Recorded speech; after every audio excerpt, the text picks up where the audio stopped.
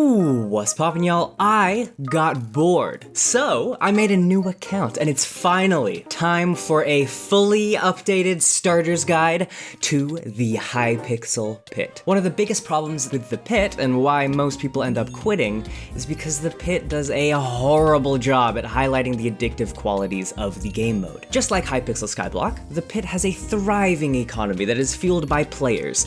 For the pit, the enchanting system is the heart of the game, and is the main reason I still even bother with this silly game after even half a decade. The issue is that this exquisite enchanting system is buried underneath an absolutely miserable new player experience that is demotivating, repetitive, and if done blind, will be one of the worst multiplayer experiences imaginable. Take this, like, imagine if Skyblock never told you to leave the starting island, and like, you didn't look it up or whatever, and you spent 1,000 hours sitting there in the little island going, oh, I'm making a little house. Yeah, players would get frustrated that the game's simple and would leave to go do other games that are actually good, without ever experiencing the actual bulk of the game. That's basically how the pit treats new players. The pit is meant to be a slow burn that can actually be very enjoyable if players go in with the right expectations. Right off the bat, the basic gameplay cycle turns a lot of people away, but it is also why the game works better than most other PvP experiences, especially on Hypixel. Dying is not only frequent, but is expected. Just like many roguelites, if you don't know what that is, it's a type of game, the overall goal of the game is to lengthen the amount of time you can survive for. So at the beginning, you're obviously going to be dying pretty frequently. For the first few prestiges, the most efficient thing you can do is to just drop down into the middle and try to kill other players in chain armor while not caring at all about preserving your own health. The most important skill to learn during this stage of the game is how to find a good lobby. If you're struggling in the early game, it is most likely due to a poor choice in lobbies, or there's just no good lobbies currently. The best possible lobby for a new player would be if there was a lobby where there were no high-tier Mystic users, aka any players who are wearing leather pants, any color, or like a gold sword plus diamond armor, any like combination of that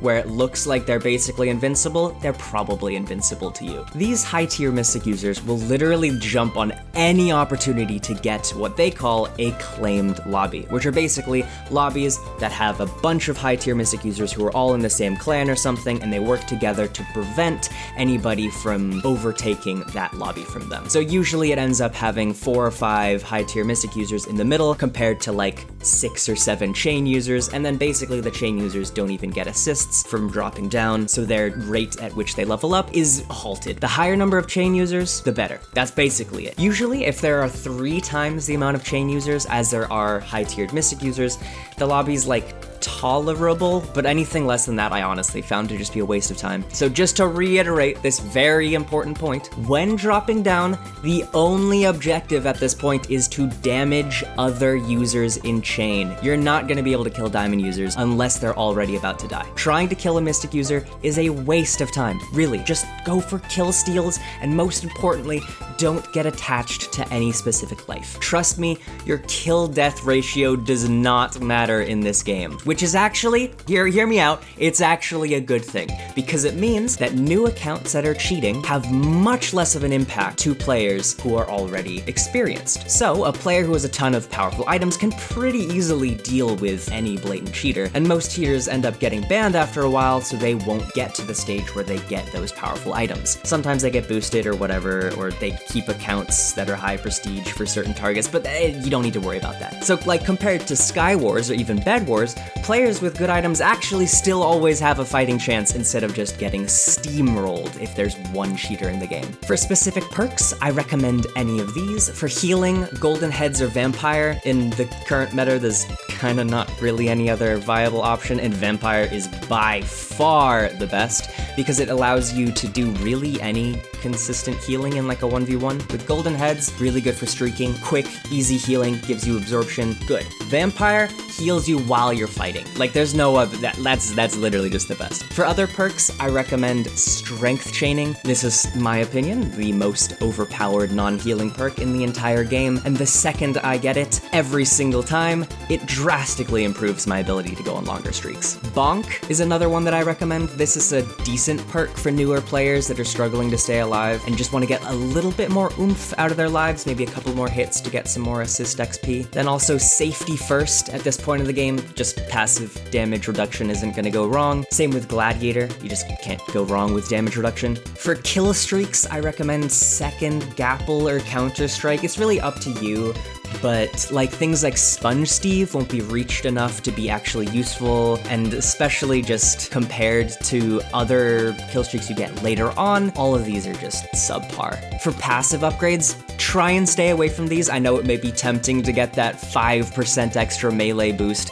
but at this point in the game, you really only need the XP and gold boost. The other passive upgrades are, I feel, a waste of gold, just because that gold can be spent on much more useful things. And since living for more than 10 seconds at this point is a miracle, there are a few strategies that I like to help myself in the long run. First, anytime I managed to kill a player in diamond armor, I would always return to spawn and store the loot that was dropped in my ender chest. Because the number one thing you can do at this stage of the game isn't getting diamond armor, isn't purchasing upgrades, it's getting mystics. When you die with a diamond item, you are losing the opportunity to sell it. Even 150 gold is still 150 gold. And unless you think you can earn more with the diamond item than you think you will lose by dying with it, you should sell them or keep diamond armor for specific attempts. For example, in this little clip you're seeing right now, I managed to get diamond gear, and since I saw that the lobby was decently populated around the outskirts, I attempted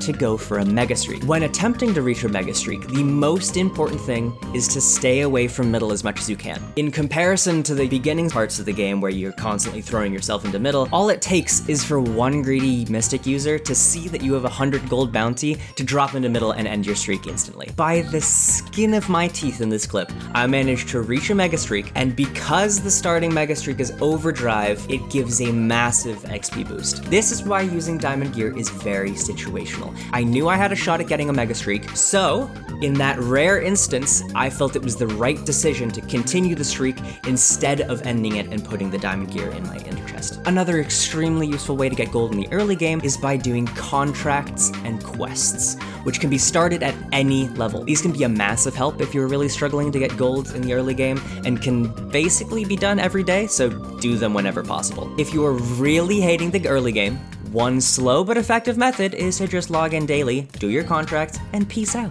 After a bit of time doing that, you will have probably earned quite a sizable chunk of gold, and that can be improved with renown upgrades that increase the amount of contracts you can do and also give you chunks of Vile for doing contracts. At this stage, any extra gold that you get should be converted into pure, which is basically any later game item that can be easily sold or converted. The easiest form of pure to convert into, in my opinion, from gold to whatever, is chunks of Vile, which is a mid-game item that is a material necessary to repair mystics. So you can almost always guarantee that players are gonna need it. I would give an exact price for Vile, but I don't want to be like the reason some poor sod gets like scammed or something. I will give an estimate, and my hope is that the stable price of Vile that is sustainable is around 5,000 gold for one Vile. I feel with this kind of average price, you know, you get 10 Vile per day, you can kind of convert it easily, it's a nice even number. Some people sell it for like 6k, it's probably creeped up a bit to like 7 or 8, I don't know what. But I feel 5,000 gold is a fair price for how easy it is to get, especially later game when you can get it for doing contracts. The reason you need to convert gold into Vile or any sort of pure is so that you can get mystics that are worth more than just 50,000 gold, as almost every single useful item is worth considerably more than that. Another extremely important reason for converting this gold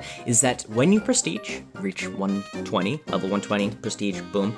All of your currently held gold is kaput. It's wiped. It's gone. So you have 2 million gold, you're level 120, you want a prestige? Have fun converting that slowly, 50,000 gold at a time. Or have fun wasting 2 milli gold on absolutely nothing. So yeah, I recommend converting gold whenever possible. Even while I was being extremely conservative with my gold and any diamond gear I gathered, I still managed to get to level 60 just about 45 minutes. I'm not even that great at PvP, but just by dropping in the middle and brute forcing it, it's really not that hard. And once you reach level 60, you unlock trading. So that's when like the true hoarding experience can begin. The reason why trading is really important during this stage is because most higher prestige players will sell lower tier items or even anything that they have for quite cheap because space becomes an issue. When I do an enchanting session and I enchant 50 items, probably about 2 of those I actually end up using, if that. All the rest I usually throw away or I trade for a couple vial. And I know for a fact that other people do the same. So go up to those high prestige players, even if they say, screw off or whatever, still, it's worth asking if they have any trash. And the types of mystics that you should be collecting are any that speed up your rate of gathering XP or gold. So these are Sweaty, XP Boost, Moctezuma, Gold Bump, which is just Moctezuma but not, Gold Boost, and Negotiator, which is for contracts. So enchanted items and enchants themselves each have 3 tiers. So they get more expensive the higher the tier, the better the item, yada yada yada, more expensive. But luckily, most of these, if they're at like level 1 or 2, are quite cheap. And higher prestige players usually have an abundance of these lying around. So yeah, and that is basically how you should play the first few prestiges. Embody the spirit of a little loot gremlin and collect so much that you get put on an episode of Hoarders. Don't waste your time doing anything that won't directly contribute to speeding up the process in which you prestige and gain gold. Obviously, like, have fun with the game, but if you're complaining, oh, this game sucks because I have 100 hours and I'm still prestige 2. Like, that's just a skill issue, honestly. After several prestiges, which can like take anywhere from like 10 to I guess 1,000 hours if you really do have a skill issue, the game really opens up and becomes what I would describe as quote unquote pure brain crack. I really recommend connecting with other players who are in the same stage of the game as you and playing together with them. Getting 4 to 5 players together and just going into a lobby together to kill people over and over is an extremely effective way to grind as a group. Because remember, you can kill your teammates. You can all just wear chain armor, and then you've created the perfect environment. And also, you can reduce your boredom for the first few prestiges by being with people, because talking to people is fun, remember that. My Discord, a little plug here, I'm 100% active now, I am, haven't been for, yep. It's in the description. Say hi to me. I'll ignore you, but that's okay. Pit offers an experience that is like solely based on interactions with other players. So like ignoring that aspect is just gonna be like going to class and facing the wall while the teacher's talking. It's like you're not really participating, Chief. This is also kind of what keeps the pit so fresh to me, is just all the unique characters and interactions I have with all the different kinds of players. I've not really been able to find an experience that is just like the pit, because like, it's so toxic, but it's also Minecraft. I don't know, it's funny. On my new account, my sole objective was to kind of show the gameplay loop, so I specifically stayed away from getting help or teaming up with people to kind of show that while it is an option, you know, you can white knuckle the experience. It is possible. And when you prestige, like I know a lot of people are like, oh, where's the prestige shop guide? Just spend renown however you want. Most upgrades have some sort of use, and the ones that don't have a use, you'd have to be brain dead to like buy them. There's some cosmetic ones in the shop. Those are the only things I've never unlocked in the shop. If it doesn't say it gives you an advantage, don't buy it. If you don't like the advantage, don't buy it. It's that simple. You can also get renown pretty easily by just participating in major events. So if you buy an upgrade and you're sobbing, you're like, oh, I bought Barbarian instead of Tenacity, and now I'm never gonna get to Prestige 4. Nah. You can literally just like set a timer on your phone for like 1 hour whenever the major events happen and just like freaking watch YouTube videos in between if it's really boring. Like, the game you can make easy for yourself, and also just get good, honestly. But one important upgrade, I will say, while most upgrades, yeah, they're good, yada yada yada, tenacity, go for it. An upgrade to save for and to continuously keep investing in is Mysticism. But I do recommend purchasing it at a little bit of a later prestige, because the renown can be used to make leveling up faster, and then you get the renown faster because if you level up faster, you prestige. Yeah, you get it. And if you really hate this entire process that I just explained and want a way to spend the least amount of time for the most amount of reward, I have the perfect thing for you. All you gotta do is wait for a specific map to show up. If you wait for the King's map, which looks like a castle, it's not that hard. You go and you find the little NPC who starts the King's quest, then you just gotta do it. Just do the King's quest. It's like once a month. You do it, you get a ton of XP, you get a ton of gold, you get a golden helmet that you can sell for a decent amount, and then you just wait for the next time it shows up and repeat. It's as easy as cake. Get it? Because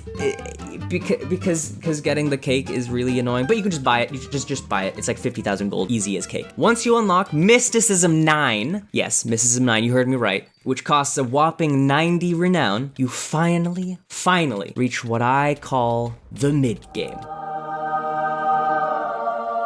The gameplay cycle improves drastically. Instead of a grueling grind for Vile, the game transitions into a much purer state. Gambling! Woo! Can I get a pog for gambling? You guys love gambling, don't you? Yeah. Now the gameplay cycle becomes get gold by any means, get mystics by any means, enchant, repeat until you profit. Oh, you didn't profit? Sell everything, repeat. The second you get your first rare, it's like a switch flips on in your brain, and then all of a sudden, you get the superpower of being a gambling addict. All of a sudden, the countless hours you spent grinding all that gold becomes a glorious spending spree that tickles every corner of your brain, making it completely worth it. Then, the game only gets better as you realize there are even more ways to gamble. Come right up and get your 117 kills here for your very own chance to get a god item. Jewels are a specific enchant that are gathered in one of the most mundane and I think worst ways ever to get an item I've ever seen in a game ever. It is genuinely impressive how miserable it is to get a single jewel. So first, you must wait for a specific map to happen, the beloved King's map that I mentioned earlier. Then what you have to do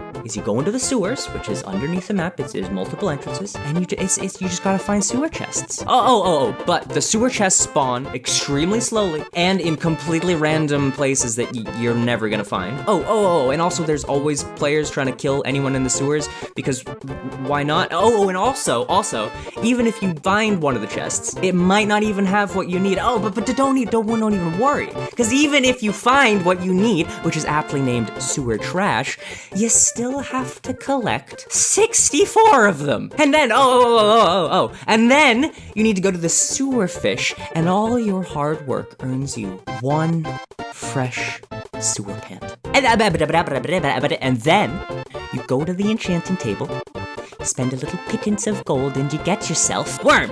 No. Aegis. No. Hidden jewel. There you go.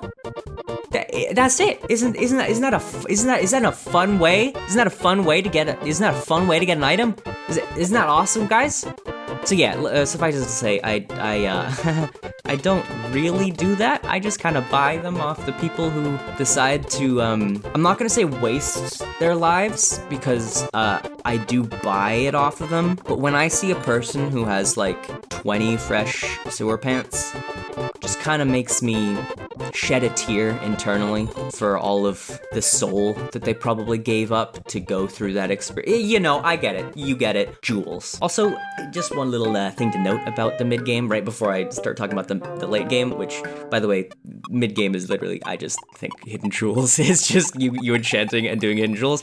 But while in the mid-game, the ability to stay alive for extended periods of time is still gonna elude you. Like, you're gonna, might have a few mystics, you might be able to get like a Megastreaks streak pretty consistently. But unfortunately, with how long the game has been cooking, people have had a long time to get countless god items. So you'll almost always be underpowered compared to most of the top consistent players. And because of this, do not take this lightly. I recommend trying to minimize the amount of enemies you make, as all it takes is for 1 or 2 no-life leaderboard players to hate you to ruin your experience. I've known people who enter the game, get to a high level, and go, hey, I accidentally messed with the wrong people and now I can't play the game anymore. And to that I say, whoopsie, should have thought about that before antagonizing them. Just saying. All right, now late game. So by now you should have fallen behind in every other aspect of your life getting to this point. So it's, after all that hard work, you get to experience the beautiful, the sublime, the flawless challenge that is Uberstreaking. With all of the items that you've spent countless hours grinding for, you can finally now use them for a real purpose. Oh, you're still poor and all your gear needs to be repaired? Well, have fun doing a 400 kill streak in dead lobbies while in diamond armor. Uberstreaking is fun and can be done quickly, but most players never get to experience this point of the game. And even if they do, the average Uberstreak ends up going something like this. So, first 100 kills, easy. Maybe a few resets, you get hunted by someone, but 100 kills, relatively easy. 200th kill. Okay, your heart starts to pound a bit. Things are getting a little bit more stressful. Now people, in the lobby, they're going, hey, this person's on an Uber streak. Makes you a big target. Okay, fine. Maybe you die again, whatever. 300th kill. Now you are basically the very embodiment of anxiety. 100 kills remain, and now the experience becomes hope and pray that some random godset user who you met 5 years ago doesn't come up to you and 2-tap you. Then, 350th kill. By now, you should feel your heart in your throat, and any diamond player, no matter what they are wearing, suddenly becomes very scary. Then you hit the 390. That 390 kill. You aren't sure if you're alive at this point, but all of reality seems to fade away, and all that matters is getting those 10 last kills in a stupid little block game. Then, you get to the 399th kill, or maybe, 397th, and you flip a coin, right? If it's heads, you have a panic attack, but you get the final kill. Tails, and you get hopped on and killed in 1 second flat. It's an equally likely chance. And then boom, done. You're done. You got the 400th kill, you end your own life, you maybe lose mystic lives. That's okay, because the experience is over. And for all of that stress, all of that anxiety, you've earned yourself 5 cactus. Yeah, 5 cactus, yay. So yeah, the potential rewards for Uberstreaking are worth the grind. So while my average experience ends in disappointment, the possible rewards are quite insane, actually. For example, feathers are a possible reward, which have a significantly spiked price, especially in recent days. And Uberstreaking is also the only source of mystic gems and jewel swords. Can't get jewel swords from sewer chests. No, that would be silly. And mystic gems, which if you didn't know, are used to bump up the tier of a non-rare enchant on an item of your choosing. But it does increase the repair price, so there is a downside. But there are also a few other little minor rewards, like a small boost to your base mystic drop chance. But yeah, those are the main rewards. Uberstreaking, very much worth it. And that's basically all the game has to offer. Like, it's pretty simple, pretty straightforward. Most people just don't get to the stage where it's fun. The next goal, if you actually want a goal, is to just obtain the best items in the game, which is it's easy, trust me. It's totally not an absolute nightmare of a situation with countless duped items and people spending literally tens of thousands of dollars on god sets, or like keeping dupes. Only to lose all the accounts with all the items a few weeks later because they got caught or someone scammed. It's a nightmare. To be honest, you don't even need the best items to have fun in the late game. Like, I genuinely don't even use my god set much. I always prefer making smaller sets of items that I can use without stressing about valuing lives. So really, it's up to you what you want to do in the game, but you can just power trip if you want and stomp on everybody after you get the best items. Most importantly, after all that grinding, after crossing every goalpost, doing the impossible, completing Uberstreaks, getting jewels, getting yada yada yada, becoming one of Pit's top warriors, what will you have to show for it? What will your friends and family think of you? Well, I think it's pretty self-evident.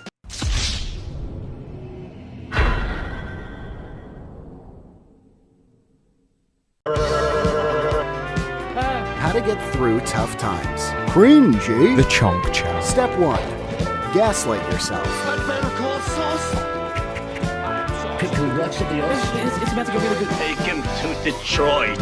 No, not Detroit. Looks like the meth is kicking in. Richard, I just smashed your phone. You what? Oh, Lord, he comes!